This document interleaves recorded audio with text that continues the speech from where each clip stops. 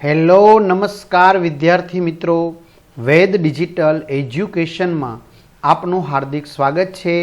આજે આપણે ધોરણ 12 વિશેષ સમાજશાસ્ત્રની અંદર દ્વિતીય સામયિક પરીક્ષા માટે ઉપયોગી જે પેપરો છે એનું 100% ટાઈપિંગ સાથે સંપૂર્ણ પેપરનું સોલ્યુશન જોવાના છીએ। તો ખાસ વિદ્યાર્થી મિત્રો, ચેનલમાં નવા હોય તો ચેનલ સબસ્ક્રાઈબ કરી બાજુમાં બેલ આઇકન પ્રેસ કરો, જેથી તમને બોર્ડની પરીક્ષા માટે અગત્યના જે પેપરો છે એની નોટિફિકેશન મળી શકે। વિડીયો લાઈક કરો અને હા, તમારા મિત્રો દોસ્તોને શેર કરો। તો લઈએ વિભાગ એ, હેતુલક્ષી પ્રશ્નો છે બરાબર 20 તો આપણે લખવાના છે। તો એમાં જ આપણે સૌથી વધારે એમસીક્યુની અંદર જ માર્ક્સ કવર કરવાના છે। તો ગુજરાતમાં ઈસવીસન 2011માં લિંગ પ્રમાણ કેટલું છે? તો 918। ગુજરાતમાં કયા ધર્મના લોકોની વસ્તી સૌથી વધુ છે? હિન્દુ। શીખ ધર્મનું ધાર્મિક સ્થળ કયા નામથી ઓળખાય છે? ગુરુદ્વારા। ભારતીય સંસ્કૃતિનો દૃષ્ટિકોણ કેવો છે? વૈશ્વિક। આદિવાસીઓની સંખ્યાની દ્રષ્ટિએ ભારત વિશ્વમાં કયા ક્રમે આવે છે? દ્વિતીય। ભારતમાં 2011માં સૌથી વધુ અનુસૂચિત જાતિનું પ્રમાણ કયા રાજ્યમાં છે? પંજાબ। ઘણા બધા વિદ્યાર્થી મિત્રોની કમેન્ટ આવે છે કે સર, ધોરણ 12 આર્ટ્સ માટે ઉપયોગી દ્વિતીય પરીક્ષાના આઈએમપી પ્રશ્નપત્રો સોલ્યુશન સાથેના આપો। તો મિત્રો 30થી પણ વધુ પ્રશ્નપત્રો છે। આ સિવાય બોર્ડની પરીક્ષા માટે પણ ઉપયોગી આઈએમપી પ્રશ્નપત્રો પણ છે બરાબર, એ સોલ્યુશન સાથે પણ છે અને પ્રેક્ટિસ માટેના પણ છે। તો એમાં 90થી પણ વધુ પ્રશ્નપત્રો સંકળાયેલા છે। જો તમારો મિત્ર કોઈ કોમર્સમાં હોય તો કોમર્સના દ્વિતીય પરીક્ષાના પેપરો અને બોર્ડની પરીક્ષાના પેપરો મળી જશે। તો આ બધું આપણી વેદ ડિજિટલ એજ્યુકેશન નામની એપ્લિકેશનમાંથી મળશે, જેમાં તમને તમામની સ્વાધ્યાયની સમજૂતીના વિડીયો મળશે, પીડીએફ મળશે। આ સિવાય ગુજરાતી ઇકોનોમિક્સના વિડીયો, 3 થી 10ના બધા જ વિષયના વિડીયો, મટીરિયલ, પેપરો, એકમ કસોટીના પેપરો। તો ગેમ ડાઉનલોડ કરો, ત્યાં જઈને વેદ ડિજિટલ એજ્યુકેશન નામની એપ્લિકેશન ડાઉનલોડ કરો। ઓપન કરશો એટલે વિદ્યાર્થી મિત્રો અહીંયા પેજ ખુલેમાં તમારા મોબાઈલ નંબર નાખી દો, સેન્ડ ઓટીપી કરી દો। 4 આંકડાનો ઓટીપી નાખશો એટલે આ પેડ કોર્સમાં જરૂરી પેડ પ્લાન મળી જશે। એક્ઝામ પેપરમાં અત્યાર સુધી લેવાયેલ એકમ કસોટીના પેપરો 3 થી 12માં એના વિડીયો। આગળ, કુંવરબાઈનું મામેરું યોજના કયા વિભાગમાં સમાવિષ્ટ છે? સામાજિક ન્યાય અને અધિકારિતા। ગર્ભપાતનો કાનૂન ક્યારે ઘડાયો? ઈસવીસન 1971। સામાજિક રચનાતંત્ર અને કાર્યોમાં આવતું પરિવર્તન એટલે સામાજિક પરિવર્તન, આ વિધાન કોણે કહ્યું? તો કિંગસ્લે ડેવિસ। ભારતમાં રંગીન ટેલિવિઝનનો પ્રારંભ ક્યારે થયો? ઈસવીસન 1982માં। સંસ્કૃતિના મુખ્ય પાસા કેટલા છે? 2। કોડેક બોક્સ કેમેરાની શોધ કોણે કરી હતી? જ્યોર્જ ઈસ્ટમેન। 73મો બંધારણીય સુધારો ક્યારે અમલમાં આવ્યો? 24 એપ્રિલ 1993ના રોજ। નર્મદા બંધ વિરોધી આંદોલન કયા પ્રકારનું છે? પ્રતિરોધાત્મક સામાજિક આંદોલન। પંચાયતી રાજની સંરચનામાં શીર્ષસ્થ સ્તર કયું છે? જિલ્લા પંચાયત।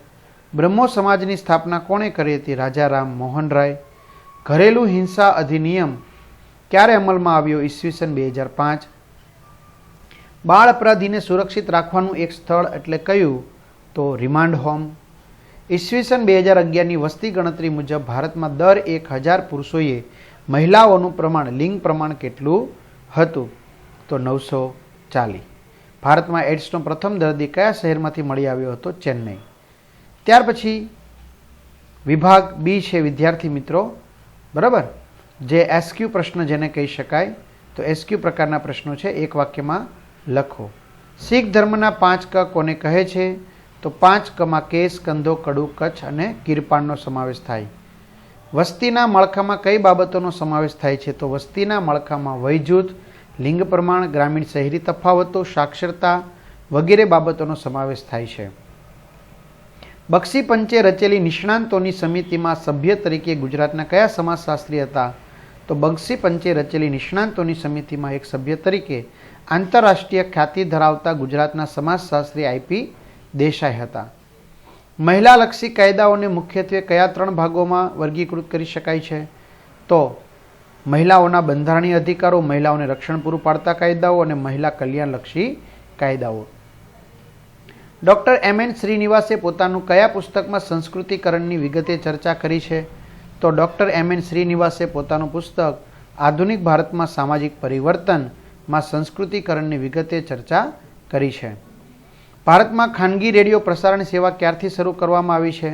તો 1923માં મુંબઈથી શરૂ કરવામાં આવી છે. નિસ્બતે આપેલી સામાજિક આંદોલનની વ્યાખ્યા આપો.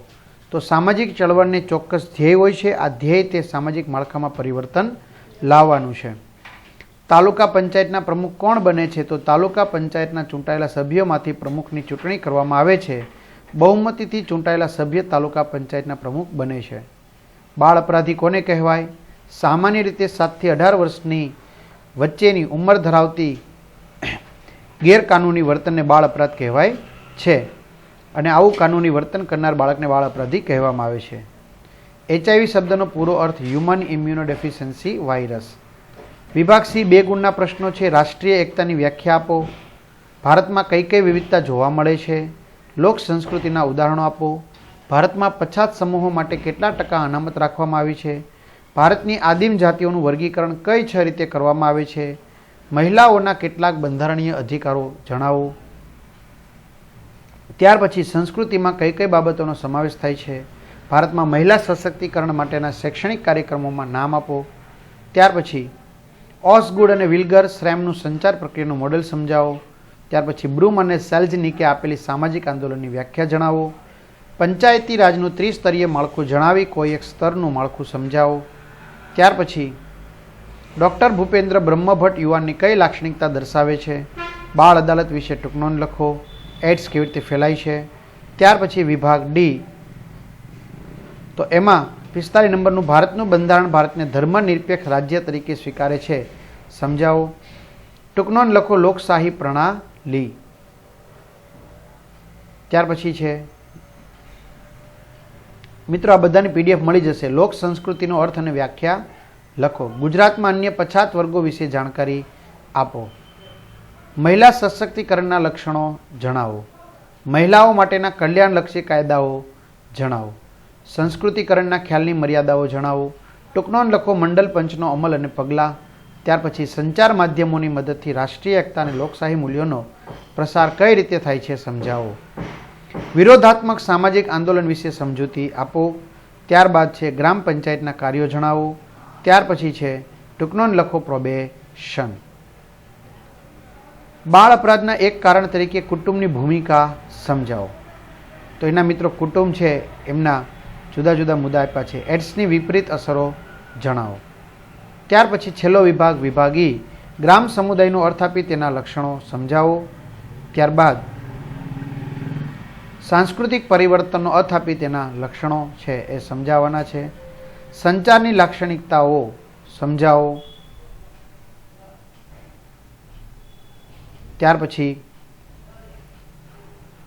સુધારાવાદી આંદોલન અને ક્રાંતિકારી સામાજિક આંદોલન વચ્ચેનો તફાવત સ્પષ્ટ કરો. પંચાયતી રાજની સામાજિક અસરો વર્ણવો. ત્યારબાદ આગળ વધીએ આપણે. ત્યાર પછીની અંદર વિદ્યાર્થી મિત્રો આવશે.